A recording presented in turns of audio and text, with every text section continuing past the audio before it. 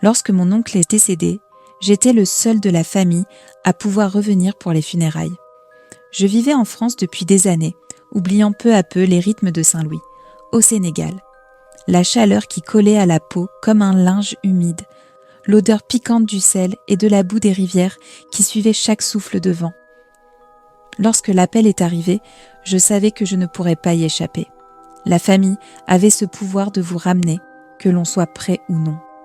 L'avion s'est posé à Dakar sous un ciel lourd. Le soleil, un disque pâle et gonflé, peinant à percer la brume. J'ai parcouru la longue route vers le nord en silence, observant les étendues plates de tamariniers et de terre sèche céder place aux zones humides et aux estuaires saumâtres près de Saint-Louis. Lorsque j'ai enfin traversé le vieux pont Faidherbe, la ville m'a paru fossilisée. Les bâtiments coloniaux français, fanés mais toujours fiers, leurs volets déformés par des années de vent marin, leurs balcons suspendus à des ferronneries rouillées.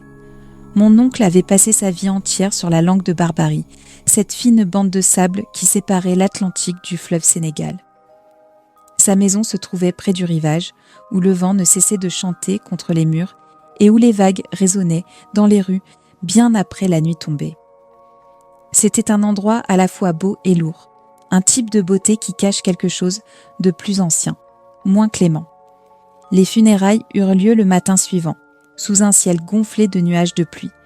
Nous avons porté le corps à pied, à travers les rues, comme le veut la coutume, accompagnés d'une procession de voisins et de familles.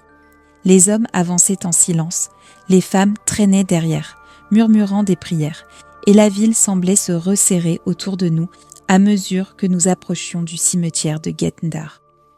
Le cimetière se trouvait à l'extrémité nord de la langue, coincé entre l'Atlantique agité et l'embouchure du fleuve Sénégal. Un étroit mur de béton décrépit séparait les morts de la mer, mais les vagues en faisaient souvent leur affaire. Le sel avait rongé la pierre, et l'air en était chargé. Les tombes se tenaient dans des rangées serrées et irrégulières, la terre molle et mouvante sous les pieds, comme si la mer et le sable conspirent toujours pour ramener les morts dans le sol. Cet endroit était vieux, plus vieux que quiconque ne pourrait en dire. Des croix et des dalles penchaient sous des angles bizarres, des noms érodés à peine lisibles, et les rares stèles en marbre ressortaient comme des intrus étrangers parmi les tombes en béton rugueux.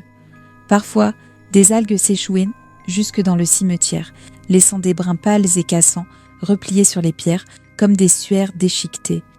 Le vent ne cessait jamais.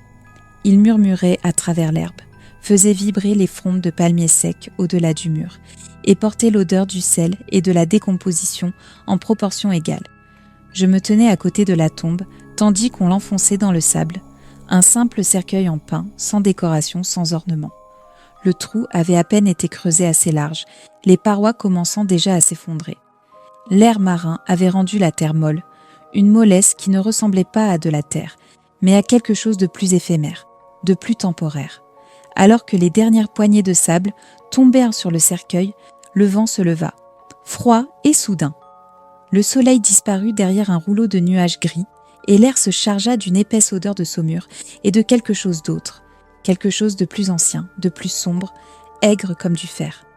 Ma peau se hérissa, et je ressentis l'indicible sensation d'être observée. Je me dis que c'était le chagrin, ou la fatigue, ou l'humidité qui s'infiltrait dans mes vêtements. Mais le sentiment se renforça à mesure que les autres se dispersaient. Lorsque les derniers endeuillés partirent, je restai un instant, fixant la butte de sable, désormais lissée par la main douce et indifférente du vent. Le cimetière se vida, mais la sensation ne disparut pas. Les tombes autour de moi, si nombreuses à être sans nom, semblaient se pencher plus près, comme si elles écoutaient. L'air vibrait de cela. Je partis précipitamment, le bruit de la mer brisant contre les pierres, résonnant dans mes oreilles, bien après que j'ai regagné la rue. Cette nuit-là, le sommeil ne vint pas. La maison semblait plus froide qu'elle n'aurait dû, les murs aussi fins que du papier contre le vent. L'odeur de sel et de terre collait à ma peau.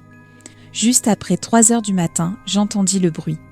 Faible d'abord, comme le grincement lointain du bois sous tension, puis le frottement du sable, comme si des pas traversaient dans la cour dehors, lent et mesuré. Je restai immobile, le cœur battant, écoutant les pas qui s'éloignaient au-delà de ma fenêtre, s'arrêtant juste au-delà du mince rideau de verre. L'air devint lourd, humide et froid, la même immobilité pesante que j'avais ressentie près de la tombe. Je n'ai jamais ouvert le rideau. Je n'ai pas pu. Le lendemain matin, je suis retournée seule à Gendar. Les rues étaient lumineuses et animées, comme si le monde avait déjà oublié les funérailles, mais le ciel demeurait lourd et sans couleur. Lorsque je suis arrivée au cimetière, le portail était entrouvert, les gonds grinçant doucement sous le vent. J'ai suivi le chemin jusqu'à la tombe de mon oncle. La butte de terre s'était effondrée, le sable enfoncé et fissuré, comme si quelque chose s'était agité sous elle. De petites empreintes marquaient le bord de la tombe, ni humaines, ni animales, des traces qui semblaient indiquer que le sable s'était déplacé de lui-même. Les autres auraient appelé cela naturel, l'air marin, la terre meuble, l'affaissement de la tombe. Mais je savais mieux, je le sentais dans mes os. Durant le reste de mon séjour, les nuits ne furent jamais silencieuses.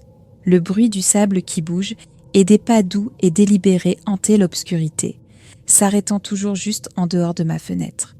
L'odeur de sel et de décomposition flottait dans les pièces, même en plein milieu de la journée. De petites choses disparaissaient. Une bague, une photographie, un vieux chapelet laissé sur la commode, disparu sans laisser de traces, comme si la maison elle-même était devenue affamée. Lors de ma dernière nuit à Saint-Louis, l'air devint si lourd que j'avais peine à respirer. Les murs semblaient se refermer, le bruit des vagues lointaines et étouffé, comme si j'étais déjà enterrée sous le sable. Je suis restée éveillée jusqu'à l'aube, la présence invisible me pressant contre moi comme le poids de la terre elle-même. Le lendemain matin, je partis sans passer par le cimetière. Je n'ai dit au revoir à personne. La route de retour vers Dakar était longue et plate, et le vent de mer m'a suivi, un rappel constant que certains lieux ne vous laissent jamais partir complètement. Même maintenant, de retour en France, je me réveille au bruit du sable qui se déplace. L'odeur du sel flotte parfois dans mon appartement, nette et soudaine, hors de propos et indéniable. Je sais qu'il m'a suivi, je sais qu'il attend. Parce que certaines tombes ne retiennent pas les morts aussi fermement qu'on voudrait le croire. Et certains fantômes, une fois qu'ils vous trouvent, ne vous laissent jamais partir.